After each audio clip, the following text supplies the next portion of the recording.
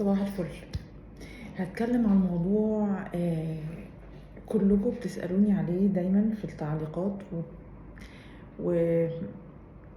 وشاغل دماغنا كلنا، بنات الأم النرجسية.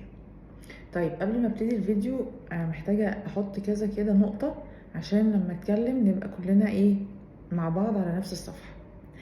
أول حاجة، مفيش حل سحري للتعامل مع الأم النرجسية.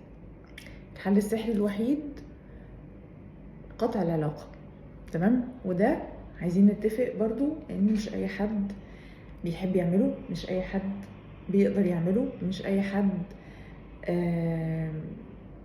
بينصح بيه، لانه خطر لان الناس بتتكلم في موضوع ان رضا ربنا من رضا الام والكلام ده كله. انا مش هدخل في الحتة دي تماما، بس انا بتكلم على لو في حل سحري واحد هو قطع العلاقة تماما. وده حل في تكرار الاذى، مش ان انا هنسى الاذى بتاع زمان وابقى انا كده اتعالجت، هي اللي هو بقفل صفحه وبفتح صفحه جديده وهي انا بقيت بني ادمه سعيده ومامتي مش نرجسيه. لا خالص، وده خليه يبقى موضوع تاني لفيديو تاني. بس انا بتكلم على لو في بدايه حل جذري هو قطع العلاقه. طيب هنتكلم في الفيديو ده ان الحل الجذري ده مش موجود، ان انا ما اقدرش اقطع علاقتي بيها لاي سبب كان، سبب ديني، سبب اجتماعي، سبب مادي، سبب ان انا قاعده معاها، سبب ان ما ينفعش اسيب البيت، ايا كان. ازاي اتعامل مع الام النرجسيه واقلل من، مش بمنع، واقلل من ان هي تتدخل في حياتي وفي قراراتي المصيريه على الاقل؟ زي اللي بتسأله السؤال بتسأله كتير، ازاي اتجوز حد انا عايزاه مش هي اللي عايزاهولي؟ ازاي انزل اشتغل وهي مش عايزاني انزل اشتغل؟ ازاي ادرس حاجه هي مش عايزاني ادرسها؟ طيب، نقطتين اساسيتين في الحوار اللي انا هتكلم فيه. النقطه الاولانيه ان انا هتكلم على اساس ان رضا ربنا منفصل عن رضا امي لو امي نرجسيه، بس انا هتكلم على هذا الاساس. فاللي اللي الموضوع عنده قناعاته مختلفه عن كده ممكن الفيديو بقيته ما يناسبوش او ما يناسبهاش، تمام؟ فاللي انا بشوفه وجهة نظري البحتة اللي ملهاش علاقة بأي حد تاني، ومش بقول لأي حد تاني يفكر زيي، إن أنا ربنا اللي خلقني وربنا اللي طلب مني أعبده هو فقط، وإن أنا عشان أحدد اللي أنا هعمله صح أو غلط، مناسب أو غير مناسب، محتاجة أسأل نفسي قناعتي وديني أيا كان ديني هو إيه، هل ربنا راضي عن اللي أنا هعمله ولا لأ؟ فلو انا اللي هعمله يغضب ربنا حتى لو امي راضيه عنه، انا بالنسبه لي كماجي ما يتعملش. طب لو انا اللي هعمله يرضي ربنا حتى لو امي النرجسيه، انا مش بتكلم على الامهات الاسوياء، هو مفيش ام بيرفكت، بس في ام سويه، والام السويه احنا اتفقنا ان هي اللي بتدي الحنان وبتدي العطف اللي ربنا خلقه كغريزه جواها، الحنيه، الاحتواء، التعاطف، الحب الغير مشروط. لو انا امي مش كده، حبها مشروط، ما عندهاش حنان، انانيه لدرجه مؤذيه، بتاذيني بكلامها وبتاذيني بقراراتها في حياتي، اذا هذه في الغالب ام نرجسيه، او على اقل تقدير ام سامه. انا بالنسبه لي الست دي انا مش مضطره ارضيها، مش مضطره ارضيها، وانا قناعتي ان ربنا مش مطالبني انا اني ابقى تحت رجلين ست عامله كده، تمام؟ فانا ما عنديش مشكله في اي حد عنده راي تاني، بس الفيديو ده مش هيبقى مبني على الراي التاني، لان ده مش رايي. فاللي عنده راي تاني طبعا يحترم جدا، بس انا مش هتكلم فيه، تمام؟ طيب، فاول حاجه ال ال ال ال ال الرول الاساسيه في هذا الفيديو ان رضا ربنا منفصل عن رضا امي، تمام؟ دي اول حاجه. تاني حاجه، انا مش مضطره ومش مطالب مني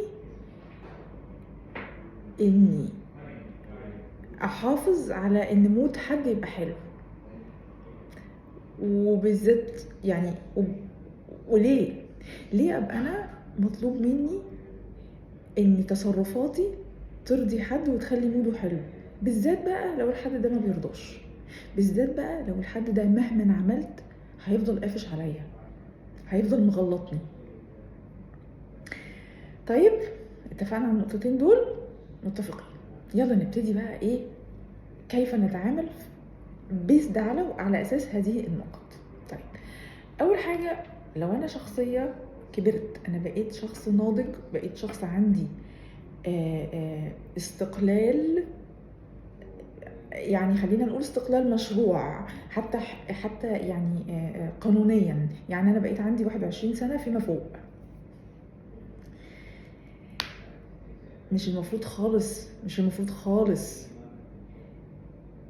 ان قراراتي المصيريه تبقى في ايد حد، طالما انا اخلاقيا مش باذي اي حد معايا، طالما اخلاقيا انا مش باذي نفسي، مش باذي حد. يعني انا مش بشجع مثلا ان واحده تهرب مع واحد، مش بشجع مثلا، مش بقول ان نتجوز حد اي كلام وبايظ ومتنايم 60 نيله عشان اغيظ امي، او عشان ابقى عناديه معاها، او عشان ده اللي في مزاجي. لا، انا لازم اكون انا اساس ان القرار ده ما بيأذينيش انا شخصيا، ما بيأذينيش في ديني، ما بيأذينيش في علاقتي بربنا، ما بيأذينيش في شكلي اللي انا عايزه احافظ عليه قدام المجتمع او كاخلاقي. برضو كل واحد له القيم بتاعته والصوره اللي هو عايز يحافظ عليها اجتماعيا قدام الناس، دي حاجات مختلفه تماما، بنختلف فيها عن بعض. تمام؟ فيبقى لازم اول حاجه انا اعمل لنفسي الفريم، او اعمل لنفسي الحدود اللي انا عايزه اتحرك جواها. تمام؟ ده نمره واحد. طيب مع ربنا، مع المجتمع، اخلاقيا، يعني دينيا، اخلاقيا، غالبا الدين والاخلاق واحد في كل الاديان. الدين والاخلاق واحد على فكره. الدين اصلا بينظم الاخلاق والتعامل والمعامله. يعني الاثنين دول مع بعض. واجتماعيا انا عايزه شكلي يبقى ايه. ماشي؟